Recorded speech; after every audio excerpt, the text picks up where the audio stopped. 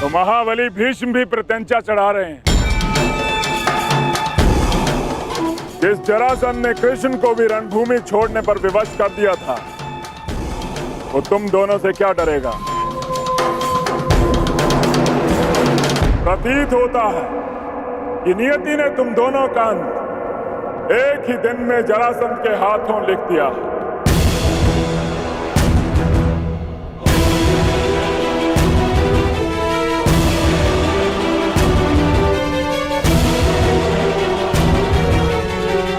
आप इस युद्ध में भाग नहीं लेंगे। मूर्खता मत करो कर्ण। यदि मैंने तुम्हारी सहायता नहीं की तो तुम जरासंध के समक्ष एक पल नहीं टिक पाओगे।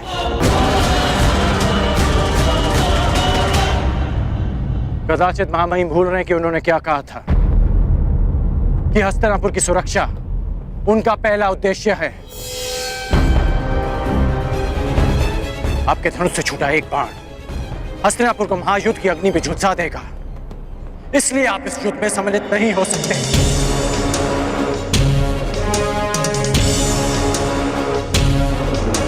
ये युद्ध अंगराज और मगधराज के मध्य है।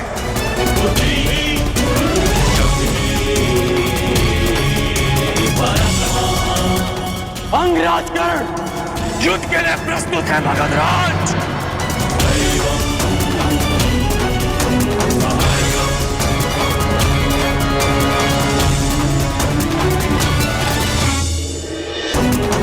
अंगराज कर्ण युद्ध के लिए प्रस्तुत है। मगधराज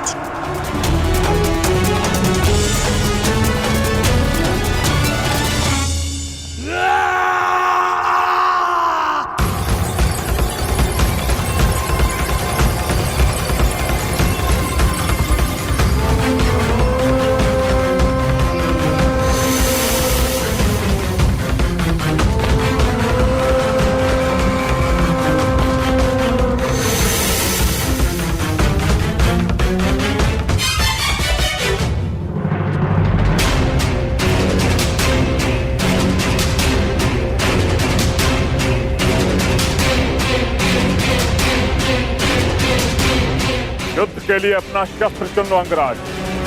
मैं अंकवासी हूं और आप मगध के। इस नाते आप हमारे अतिथि हुए। इसलिए मैं आपको अवसर देता कि जिस विद्या में आप निपुण हैं उसका प्रयोग आप कर सकते हैं। तुम्हारी दृष्टि में मैं अतिथि हूं, किंतु मेरी दृष्टि में तुम शत्रु होकर, और जरासंध अपने शत्रु के सबसे प्रबल पक्ष को ध्वंस करने में विश्वास रखता है। सुना है धनुर्धारी हो तुम। मैं धनुष से ही तुम्हें ललकारूंगा।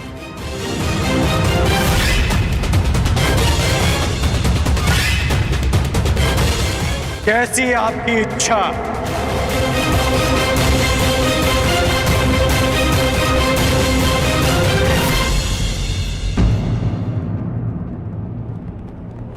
रथ प्रस्तुत है अंगराज।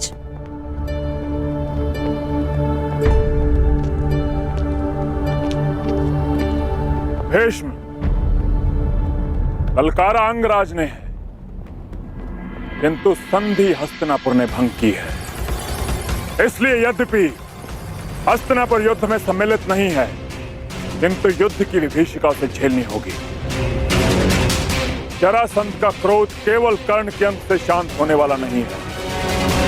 इसकी आंच हस्तिनापुर तक अवश्य पहुंचेगी। इस युद्ध से पूर्व दो बातें जानना तुम्हारे लिए आवश्यक है मगध नरेश। प्रथम, हस्तिनापुर के शांति प्रयास को उसकी निर्बलता मत समझना, और मेरे मौन को मेरी दुर्बलता मत समझना। हस्तिनापुर की भीति और भीष्म के बाणों का बल अब भी वही है। दूसरी बात, यदि भीष्म ने तुम्हारा बल देखा है तो कर्ण का कौशल भी। इस योद्धा को बालक समझना तुम्हारे जीवन की बहुत बड़ी भूल सिद्ध होगी। कदाचित ये युद्ध तुम्हारी प्रथम पराजय लेकर आए, या कदाचित तुम्हारे लिए दुर्गम विजय पथ।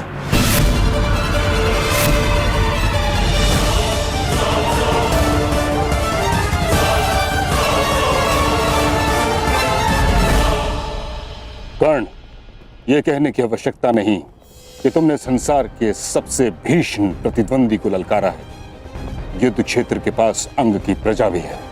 विध्वंसक अस्त्र का प्रयोग उनको संकट में डाल सकता है जिनके लिए तुम युद्ध करने जा रहे हो। जरासंध की शक्ति उसकी आक्रामकता में है।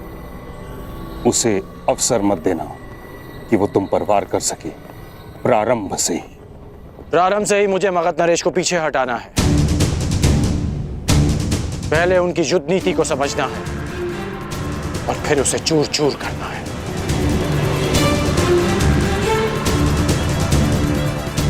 आप भूल रहे हैं महामहिम कि हम दोनों एक ही गुरु के शिष्य हैं।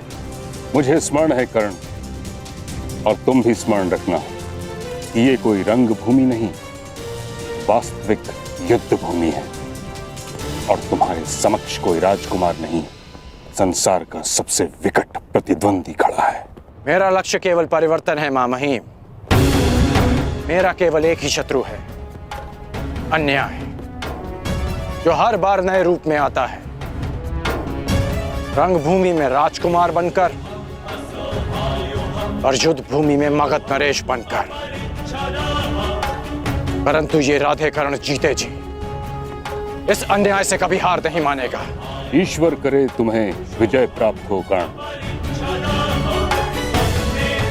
यदि तुम पराजित हुए तो मुझे स्वयं को युद्ध में सम्मिलित करना होगा, जिसका अर्थ है हस्तिनापुर को युद्ध की अग्नि में झोंकना।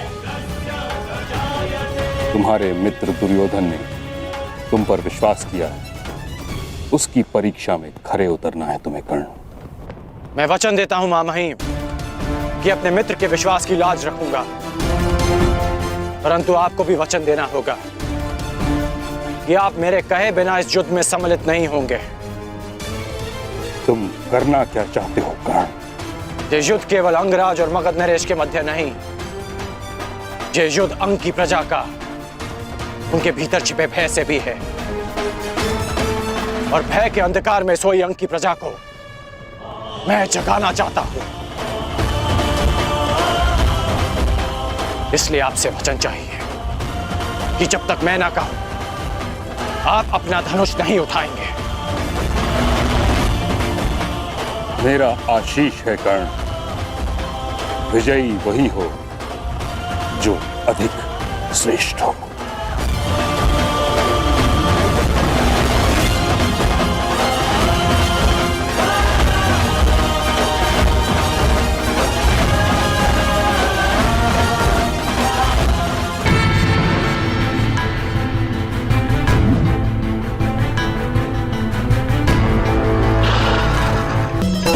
तूने जरासंध को नहीं, आज एक चींटी ने गज को ललकारा है कर्ण, गजराज को।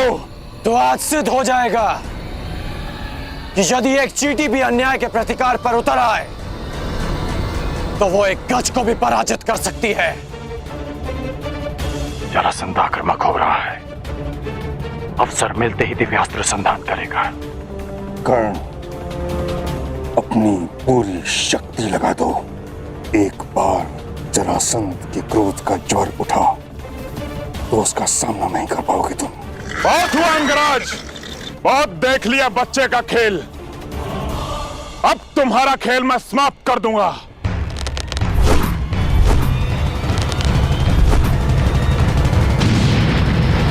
अपनी प्रजा की रक्षा करने आए हो। देखो अंगवासियों, ये तुम्हारी रक्षा करने आया है। अरे जो अपने अनुज की रक्षा ना कर सका, वो तुम सहस्त्र अंगवासियों की रक्षा क्या करेगा? नहीं कर्ण, क्रोधित मत हो। क्रोध में आओगे तो एकाग्रता खो दोगे। क्रोध करने की भूल मत करना। नहीं महामहिम, क्रोध नहीं करना चाहते। मैं अपने मित्र के विश्वास की लाज रखूंगा और भय के अंधकार में सोई अंग की प्रजा को मैं जगाना चाहता हूं। इसलिए यदि एक चींटी भी अन्याय के प्रतिकार पर उतर आए तो वो एक गज को भी पराजित कर सकती है। कर्ण को उकसाने की भूल तो मगध नरेश कर रहे हैं। कर्ण की सबसे बड़ी शक्ति उसका क्रोध ही है।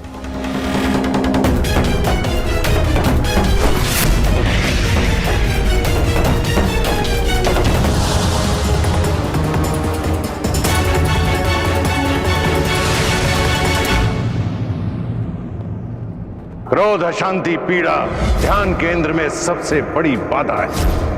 अपने क्रोध को, अपनी अशांति को, अपनी पीड़ा को शस्त्र बनाकर इसका उपयोग करो। कौन उपयोग करो?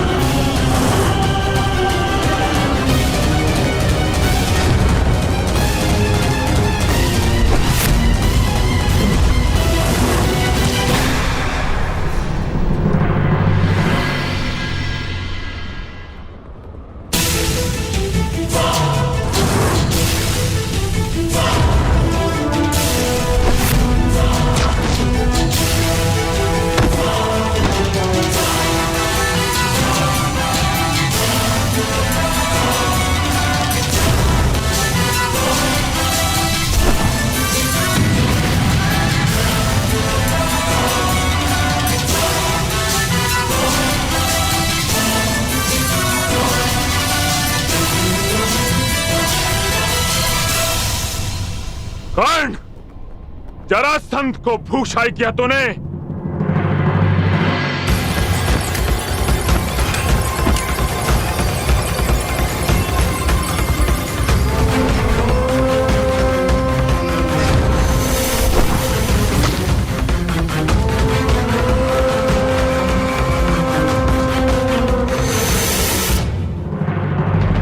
बस इतना ही बल है तुम्हारे बाणों में कर्ण। क्या तुम्हारे पास कोई ऐसा बाण नहीं है जो जरासंध का वक्ष भेद सके?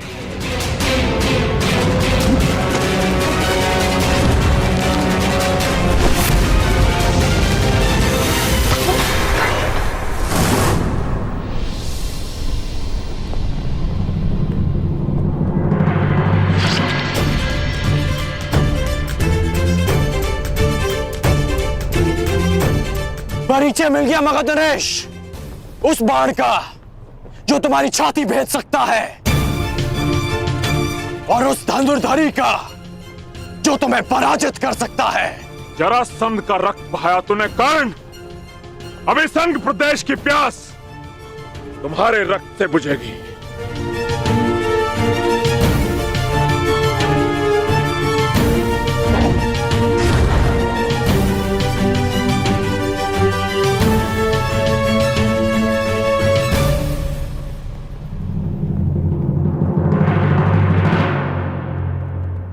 आपकी इच्छा आज अधूरी रह जाएगी मगध नरेश। सूर्यास्त हुआ, इसलिए नियम अनुसार आज का युद्ध यहीं संपन्न होता है। घायल सिंह किसी नियम को नहीं मानता कर्ण। अब यह युद्ध तब तक संपन्न नहीं होगा जब तक हम दोनों में से कोई एक जीवित है।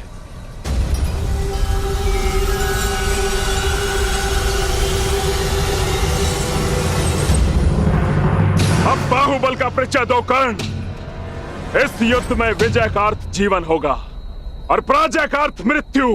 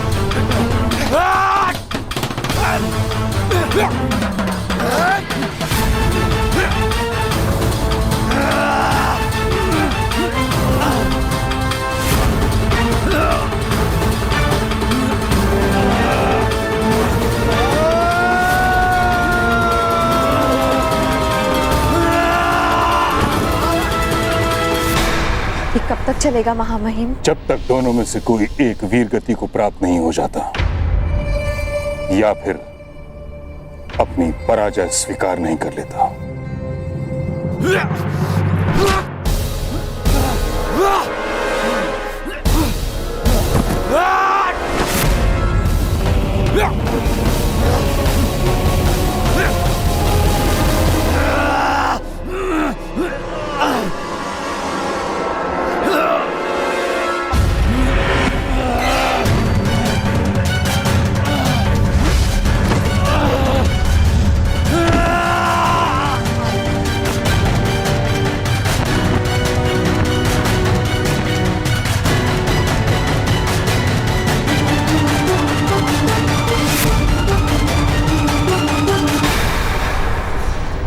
क्या हुआ अंगराज? हो गया तुम्हारे बल का अंत? नहीं मगधराज, अभी तो प्रारंभ हुआ है।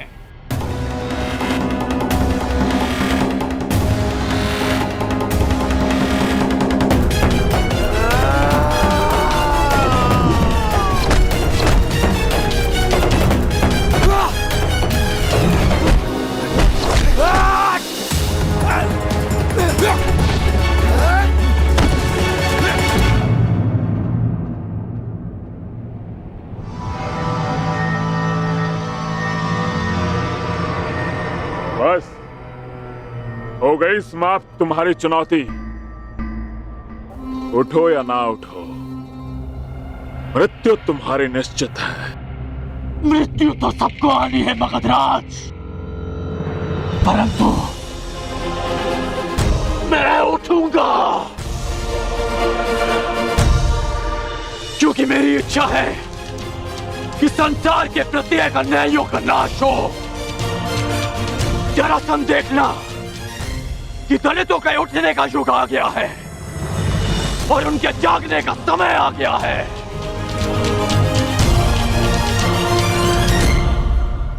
सूर्य की किरणें प्रस्तुत हैं और राधे कर्ण भी। आगे बढ़ो।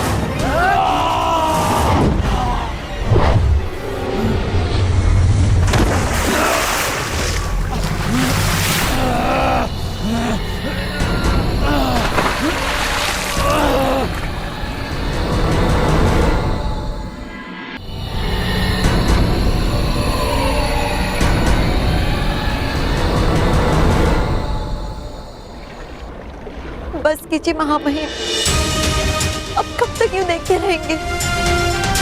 देखिए महामहिम कर्ण किस तरह लहूलुहान है।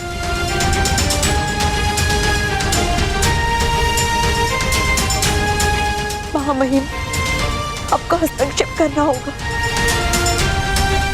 ये युद्ध रोकना होगा। महामहिम, रक्षा कीजिए कर्ण की।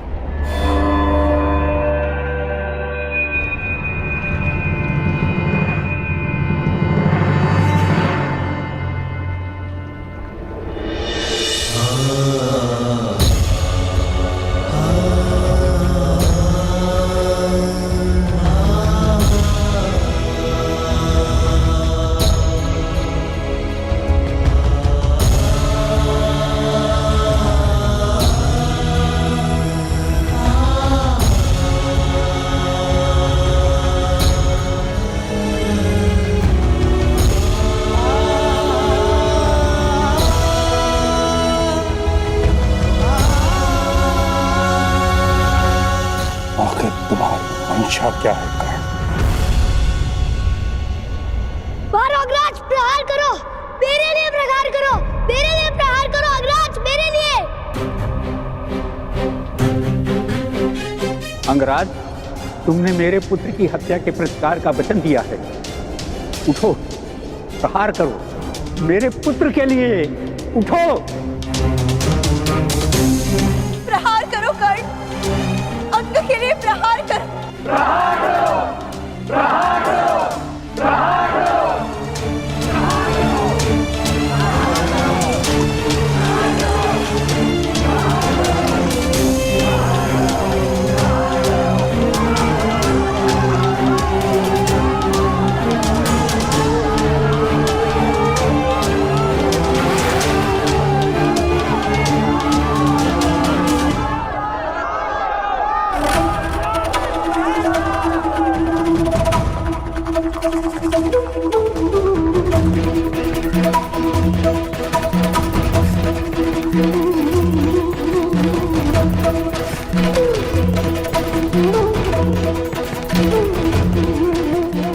मैं अपना पहला युद्ध जीत गया मगध नरेश।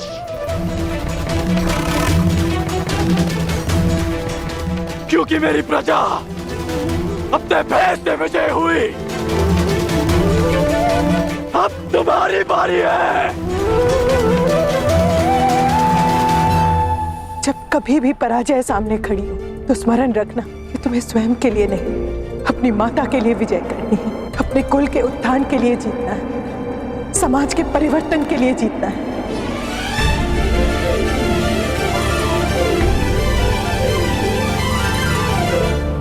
मेरा सपना मुझसे छीन लिया गया। अब युधिष्ठिर युवराज बनेगा।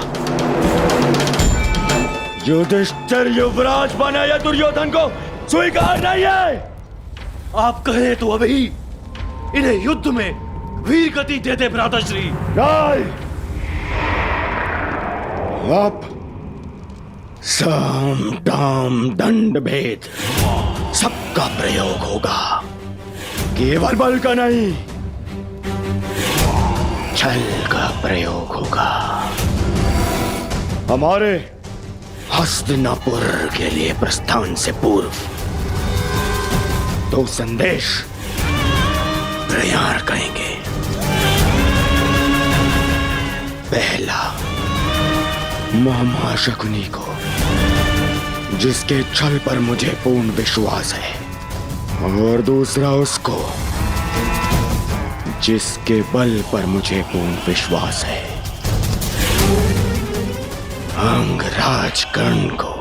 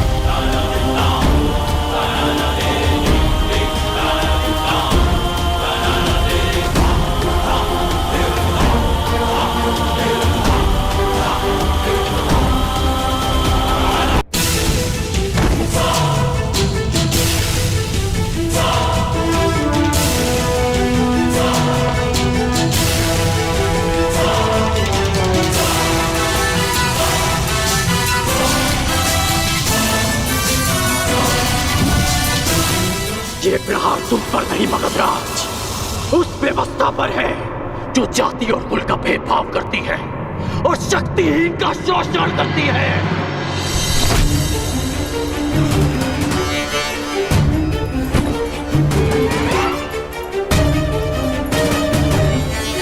ये प्रहार उस अन्याय पर है जो एक वीर को धनुष उठाने की अनुमति नहीं देती, क्योंकि वो एक सूत पुत्र है।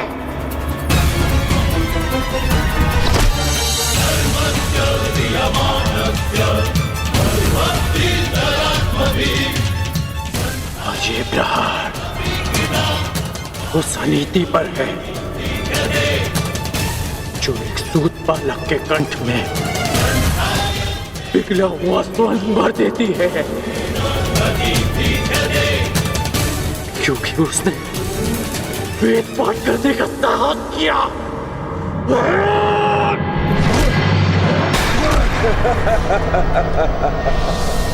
तुम विजय नहीं हो सकते कर्ण, क्योंकि पराजय मैंने स्वीकार नहीं की और वध तुम मेरा कर नहीं सकते।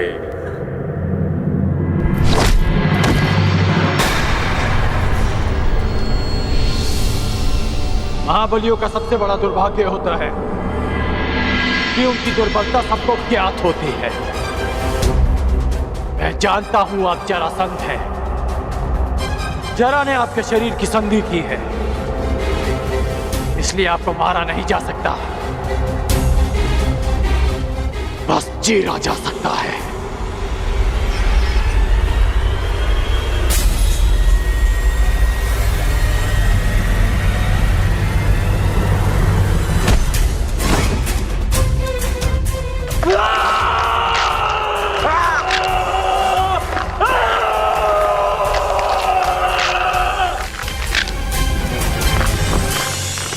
रुक जाओ कर्ण, रुक जाओ। मैं पराजय स्वीकार करता हूं।